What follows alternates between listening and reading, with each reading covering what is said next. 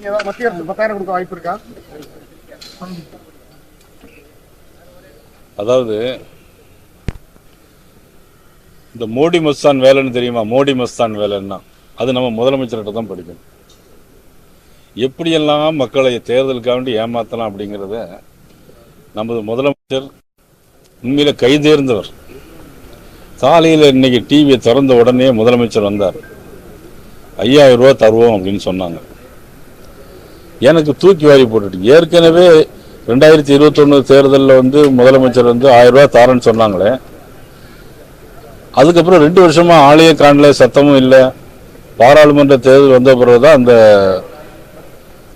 1000 ரூபாய் கொடுக்கணும் அப்படின்னு சொன்னாங்க. 28 மாசம் ஆச்சு கிட்டத்தட்ட. அப்போ ஒவ்வொரு குடும்ப பெண்களுக்கும்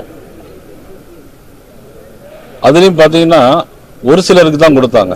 அதுக்கப்புறம் இப்ப நமது துணை முதலமைச்சர் இப்ப வரை கொடுத்துட்டு இருக்காங்க.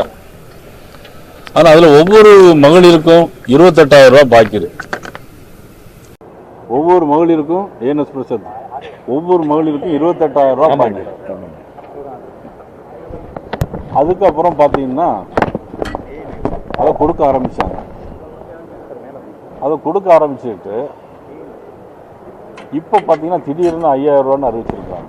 எப்போ தேசிய ஜனநாயக கூட்டணியுடைய தமிழ்நாடு தலைவராக இருக்கக்கூடிய மதிப்புக்குரிய இபிஎஸ் அவர்கள் நாங்கள் வெற்றி பெற்றால் 2,000 ரூபாய் தருவோம் அப்படின்னு சொன்னதுக்கு பிறகு இவங்க இப்போ அடுத்த ஆண்டு 2,000 ரூபாய் தருவோம் அப்படின்னு சொன்னாங்க. ஆக நாங்கள் ஏதோ போய் தடுத்து நிப்பாட்டுறது போலவும், தடுத்து நிப்பாட்டுறது இதுக்கு முன்னாடியே நிப்பாட்டி இருக்கலாமே. நாங்கள் கோர்ட்டில் போய் தடுத்து நிப்பாட்டுறதுக்கு பாரதிய ஜனதா கட்சியும் டெல்லியில் உள்ளவர்களும் தமிழகத்தில் உள்ளவர்களும் அதை தடுத்து நிப்பாட்டுவதற்கு முயற்சி செய்கிறார்கள். ஆகவே நாங்கள் உடனடியாக மக்கள் மீது அக்கறை கொண்டு 5,000 ரூபாய் தருகிறோம்.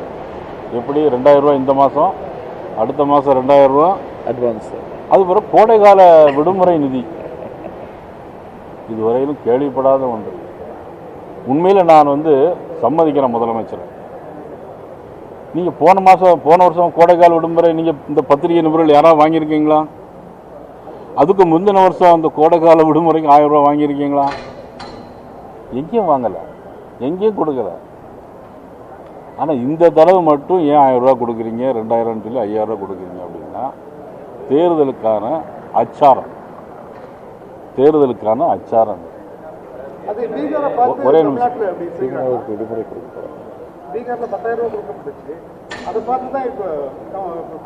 என்னை பொறுத்தவரை எப்படின்னா, இந்த 5,000 ரூபாய்க்கு பின்னால் என்னெல்லாம் இருக்கு தெரியுமா? இந்த 5,000 ரூபாய்க்கு பின்னால தமிழ்நாடு முழுவதும் பள்ளிக்கூடத்தில் கஞ்சா இந்த விற்பனை மறைக்கிறதுக்கு இந்த 5,000. பெண்களுக்கு எதிரான பாலியல் வன்முறை 55%. இந்த 5,000க்கு பின்னால அதெல்லாம் மறைக்கிறது. இன்னைக்கு ஈரோடு, திருச்செங்கோடு பகுதியிலெல்லாம் தோட்டத்தில் யாரும் வசிக்க முடியல. வயதானவர்கள கையை காலை துண்டு துண்டாக வெட்டி காதை கடிச்சு கம்மல்லேருந்து அத்துட்டு போயிடுறாங்க. இதை மறைக்கிறதுக்கு 5,000 ரூபா.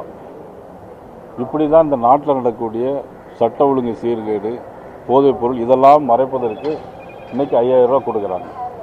இந்த 5,000 ரூபாயும் எப்போ கொடுப்பாங்க? வர முடியாது. ஆனால் ஒருவேளை எப்போ தெரியுமா கொடுப்பாங்க? ஒருவேளை 2020 பாராளுமன்ற தேர்தல் வருதுல்ல, அப்போ தான் கொடுப்பாங்க. ஒருவேளை அது வரைக்கும் இந்த 5,000 ரூபாய் எப்படி இருக்கும்? சரி, உங்களுக்கு இன்னொரு கேள்வி. போன வருஷம் பொங்கலுக்கு ரூபா கொடுத்தாங்களா? இல்லை. அதுக்கு முந்தின வருஷம் பொங்கலுக்கு ரூபா கொடுத்தாங்களா? இல்லை. சார், இதெல்லாம் தேர்தலுக்கான அச்சாரம். நான் சொல்றேன், நீங்க சொல்றது சரிதான். சேர்த்து கொடுத்துட்டாங்களா? சரிதான். அப்போ ஒன்று செய்வாரா? இந்த 5,000 ரூபா அடுத்த 5 வருஷத்துக்கு, அடுத்த 60 மாதத்திற்கு 60 மாதத்துக்கு 5,000 ரூபாய்க்கு ஒவ்வொரு குடும்பம் ஒட்டுமொத்தம் முதலே கொடுத்துருவாங்களா? வந்த உடனே சேர்த்து கொடுப்பாங்களா? நீங்கள் சொன்ன மாதிரி சேர்த்து கொடுப்பாங்களா? இதெல்லாம் தேர்தலுக்கான ஒரு அச்சாரம். ஆனால் யாரும் மக்களின்மை ஏமாற தயாராக இல்லை. ஆகவே இவர் கோடை காலத்திற்கு 1000 ரூபாய் விடுமுறை கொடுத்திருக்கிறார்கள். தமிழக மக்கள் 2026 தேர்தலில் இவர்களுக்கு விடுமுறை ஒட்டுமொத்தமாக கொடுப்பார்கள் என்று நான் சொல்லிக் கொள்கிறேன். அமித்ஷாவுடைய வருகை தமிழ்நாட்டில் எந்த அளவுக்கு ஒரு மாற்றத்தை ஏற்படுத்தும்? புதிய கட்சி கூட்டணிக்கு வர வாய்ப்பு இருக்கா? சார், அமித்ஷா மாதிரி ஒரு அமைச்சரையோ ஒரு மிகப்பெரிய ஒரு சக்தியை யாரும் பார்க்க முடியாது. அவர் ஒரு முறையும் வருவார் போவார், ஆனால் ஏதாவது மாற்றம் தானாகவே நடக்கும். நீங்கள் ஆர்டிகல் 370 கொண்டு வந்தவர் அமித்ஷா அவர். அது மட்டுமல்ல, நீங்கள் பெஹல்காமில் நடந்த பிரச்சனைக்கு பாகிஸ்தானை குறிவச்சு தாக்கி அடித்து வேறு எந்த ஒரு நாடும் ஏனென்று கேள்வி கேட்க முடியாத அளவிற்கு தன்னுடைய திறமையின் மூலமாக இந்த இந்திய நாட்டை வல்லரசு நாடாக உருவாக்குவதற்கு மாற்றிக்கொண்டிருக்கின்ற மாபெரும் தலைவர்கள் நரேந்திர மோடியும் உள்துறை அமைச்சர் அமித்ஷா அவர்கள். இதில் மாற்று கருத்து யாருக்குமே இருக்க முடியாது. இந்திய நாட்டிற்கே பெருமை, உலகத்திற்கே பெருமை. அவள் எப்போ வந்தாலும் ஒரு மாற்றம் நடக்கத்தான் சொல்லும்.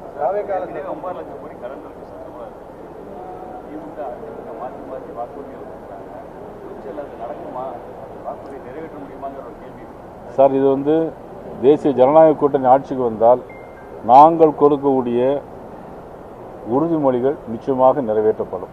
அது எந்த விதத்தில் நிறைவேற்றும். ஆனால் அவர்களால் முடியாது. 4.5 லட்சம் கோடி கடன் வைத்திருந்து போன பிறகு இவர்கள் 5 லட்சம் கோடி கடன், இன்னைக்கு 9 லட்சம் கோடி கடன். ஒவ்வொரு தனி மனிதனுக்கும் 1 லட்சம் ரூபாய்க்கு மேலே தனியாக கடன் வச்சுட்டு போயிருக்காங்க. இவருடைய நிர்வாக திறமையின்மை இன்றைக்கு தமிழகத்தில் வெளிப்பட்டிருக்கிறது. ஏமாற்று வேலை வெளிப்பட்டிருக்கிறது. துப்புரவு தொழிலாளர்கள் பிரச்சனையாக இருந்தாலும் சரி, சத்துணவு அங்கன்வாடி ஊழியர்களுடைய பிரச்சனையாக இருந்தாலும் சரி, எல்லாமே ஏமாற்று வேலை.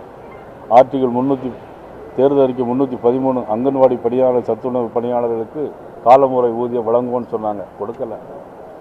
பழைய ஓய்வூதிய பென்ஷன் கொடுப்போம் என்று சொன்னார்கள், தேர்தல் அறிக்கையில் செய்யலை. எதையுமே இவர்கள் சொன்னது செய்யவில்லை. ஒன்று ஓடாத பஸ்ஸுக்கு ஓசி பஸ்ஸில் ஏறுவோன்னு பெண்களை விட்டு இப்போ பஸ் எங்கேயுமே ஓடலை. ஆனால் மதிப்புக்குரிய இபிஎஸ் அவர்கள் ஆண்களுக்கும் சேர்த்து நிச்சயமாக நாங்கள் அனுபவிப்போம்னு சொல்லியிருக்கிறாங்க. நிறைய திட்டங்களை அறிவிச்சிருக்கிறாங்க. நிச்சயமாக தேசிய ஜனநாயக கூட்டணி ஆட்சிக்கு வரும், எல்லா திட்டங்களும் வரும். தலைவர் எங்களுக்கு எதிரியாக திமுக மட்டும்தான் இருக்கு, மற்றவங்கெல்லாம் மக்களால் தோற்கடிக்கப்பட்டவர்கள், நிராகரிக்கப்பட்டவர்கள் அப்படின்னு பேசியிருக்காரு. சார், ஐயோ பாவம், எங்கள் அண்ணன் செங்கோட்டையன் ஒரு வாரமாக தேடிட்டு இருக்காரு அவரை பார்க்கறதுக்கு. எங்கள் அண்ணன் செங்கோட்டையன் ஒரு வாரமாக அப்பாயின்மெண்ட்னு வெளியே சொல்லிட்டு இருக்காரு. உண்மையிலே கஷ்டமாக இருக்கு எனக்கு. என்னோட பெரிய சீனியர் அவரை போய் பார்க்க முடியல. அவர் எப்படி சார் வீட்டுக்குள்ளேருந்து வெளியே மக்களை பார்க்க முடியும்? இன்னைக்கு கூட எங்களுடைய விஸ்வ இந்து பரிஷத்தினுடைய முன்னாள் காவல்துறை அதிகாரியான அவனுடைய மகன் இன்றைக்கு படுகொலை செய்யப்பட்டிருக்கிறார். இந்த நாட்டில் மிகப்பெரிய வேதனை. எங்கே பார்த்தாலும் படுகொலைகள். இன்னைக்கு பார்த்தீங்கன்னா ரொம்ப கஷ்டமாக நீங்கள் ஒரு டிஜிபியை கூட போட முடியல. ஒரு டிஜிபியை இந்த அரசாங்கத்தால் நியமனம் செய்ய முடியல. யார் சீனியர் யார் ஜூனியருங்கிறது கூட அவங்களால கண்டுபிடித்து போட முடியாத ஒரு சூழ்நிலை. சட்டம் ஒழுங்கு ரொம்ப கெட்டு போயிருக்கு. நிறைய படுகொலை, 5000க்கும் மேற்பட்ட படுகொலைகள் இந்த 5 ஆண்டுகளில் நடந்திருக்கு. இதுக்கெல்லாம் ஒட்டுமொத்தமாக முடிவு கட்ட வேண்டிய கால சூழ்நிலை தமிழக மக்களுக்கு ஏற்பட்டிருக்கிறது. நான் ஒரு ஆட்சியை குறை சொல்ல வேண்டும் என்பதற்காக சொல்லவில்லை. நான் சொன்னதெல்லாம் உண்மையா இல்லையா என்பதை தீர்மானித்து பார்த்து மக்கள் வாக்களிக்க வேண்டும் என்று கேட்டுக்கொள்கிறேன். நன்றி, வணக்கம்.